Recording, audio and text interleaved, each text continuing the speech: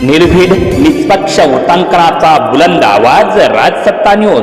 तोपर्यंत गावात कोणलंच पाणी नाही, एवढे नळ मोडून टाकणार आम्ही एवढे नळ मोडून टाकणार, मग आम्हाला पाणी नाही दिल्यावर एवढे नळ मोडणार आणि तुम्हाला पाण्याला बोलवणार, पण त्याला आम्हाला पुढची तरी परवानगी द्यावा अशी आमची विनंती आहे त्यांना।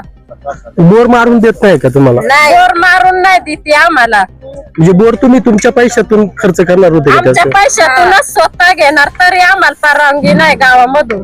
बोर का नाही मारून देत ते? हंडाभर पाणी, खडतर प्रवास, प्रशासनाला पाझर फुटेना, गावकरी देखील लक्ष देईना। म्हसवंडी या आदर्श गावच्या आदिवासी महिलांच्या डोक्यावरील हंडा उतरेना। आबाल वृद्ध, अंध महिला, पुरुषांच्या डोक्यावर पाण्याचाच हंडा।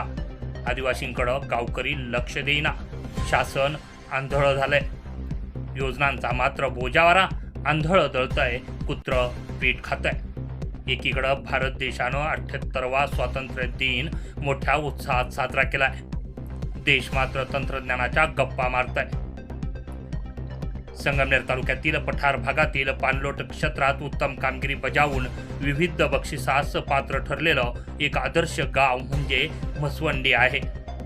परंतु याच गावाअंतर्गत असलेल्या आदिवासी पाड्यावरील वस्त्यांवरील साधारण 1,500 आदिवासी समाजाच्या अबाल वृद्ध महिला पुरुषांच्या पिढ्यानपिढ्या डोक्यावरील हंडा उतरवता आला नसल्याचं भयान वास्तव समोर आलंय। आज येथील आदिवासी समाजाला हंडाभर पाण्यासाठी 1 ते 2 किलोमीटर पर्यंत पायपीट करावी लागते, डोक्यावर पाणी आणावं लागतंय, अशी गंभीर परिस्थिती समोर आली आहे। पाण्यासाठी करावी लागणारी वणवान कधी थांबणार, तर आमच्या डोक्यावरील हंडा कधी उतरणार, असा गंभीर सवाल आदिवासी समाज आज उपस्थित करतो आहे। म्हसवंडी गावातील वाजेवाडी, ब्राह्मणदरा, मळादेवी मंदिर या परिसरातील साधारण 1,500 लोकवस्तीचे आदिवासी समाजाच्या वाड्या वस्त्या आहेत।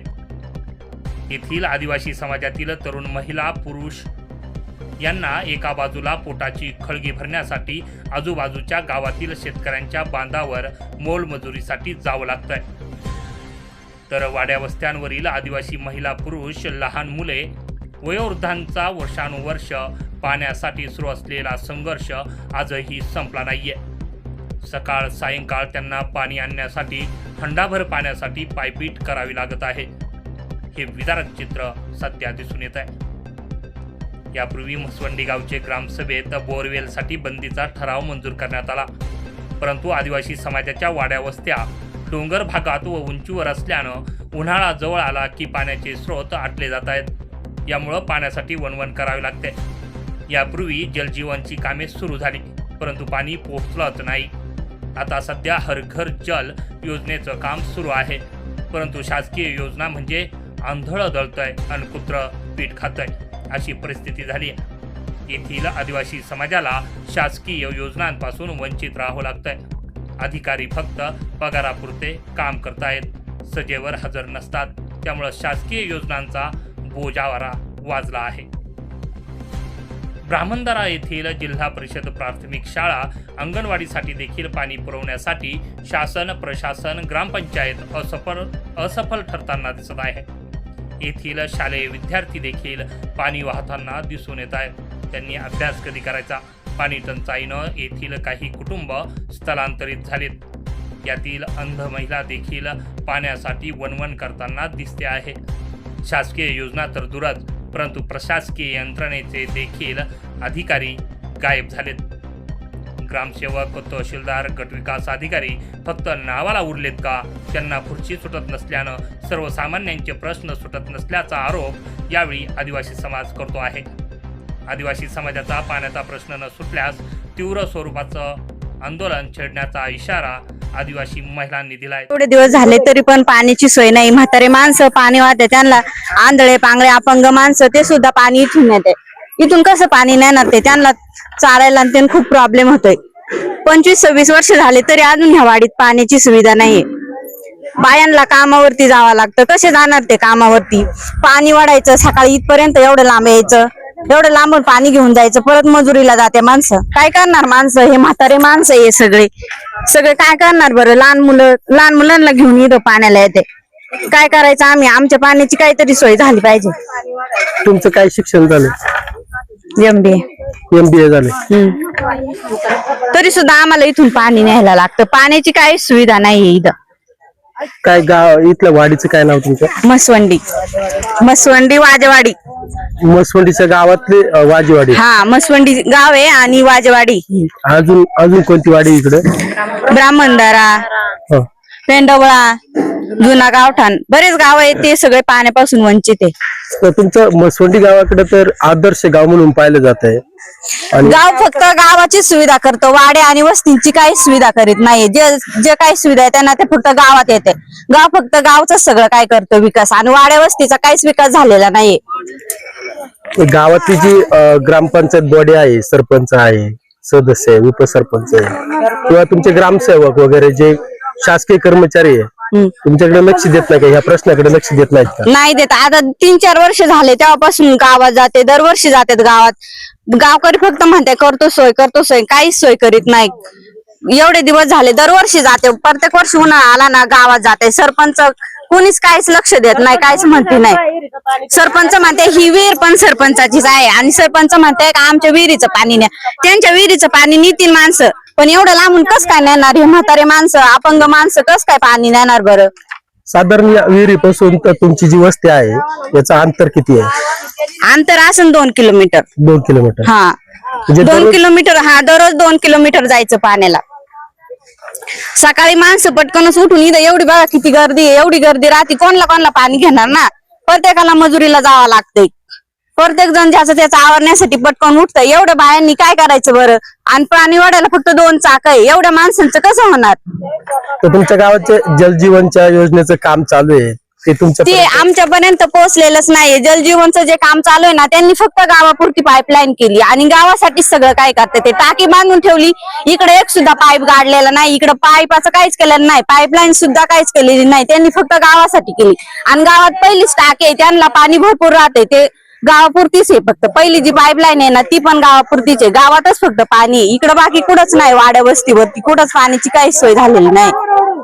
म्हणजे तुमचे आज जी मसवंडी गावातल्या वाड्या वस्ती आहेत ते आज पाण्यापासून वंचित हा, आहे. आज पण पाण्यापासून वंचित आहे.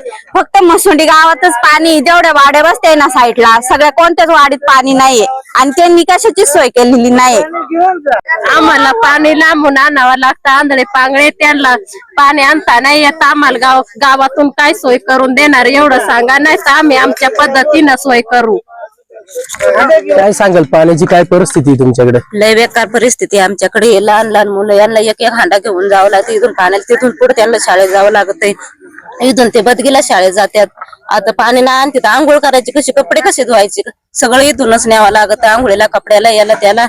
आम्ही काय करायचं बरं? कामावर जायचं मजुरीला का पोरांचं शिक्षण करायचं, काय काय करायचं? आम्ही एवढ्या 2-4 पिढ्या झाल्या आमच्या, अजूनपर्यंत कोणीच पाणी दिलं नाही या वाडीमध्ये. एवढ्या आमच्या आदिवासी वस्त्या, एवढ्या वस्त्यांना अजून पाण्याची गैरसोय आहे. एवढी सरकारला विनंती आहे का आम्हाला लवकरात लवकर पाण्याची सोय करावा.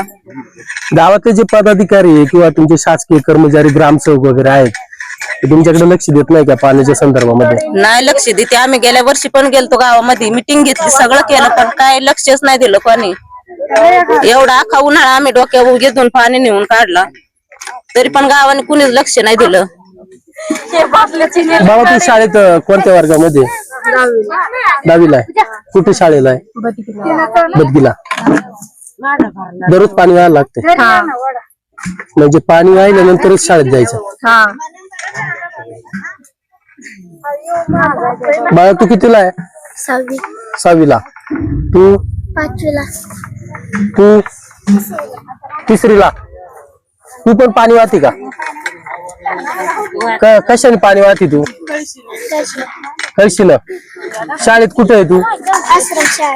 आश्रमशाळा. कुठली? मसवंडी. बाई तू कितीला आहे शाळेत? 8वीला. कुठल्या शाळेत आहे? बदगीला.